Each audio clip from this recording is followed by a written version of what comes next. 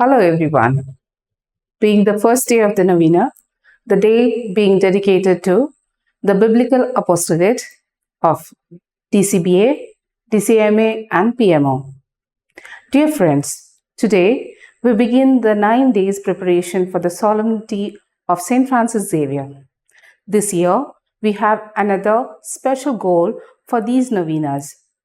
That is, we prepare ourselves for the exposition of the relics of St. Francis Xavier, which will be held next year, 2024-25.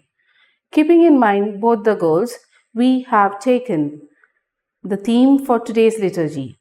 Like St. Francis Xavier, let us be humble by renouncing pride. First reading, taken from the Book of Wisdom, tells us about the final destiny of the righteous and wicked. The second reading from the second letter of the Corinthians, Paul replies to the accusation of pride. In today's gospel passage from Matthew, we find three important things. One, choosing eternal life. Second, childlike trust. Third, true discipleship.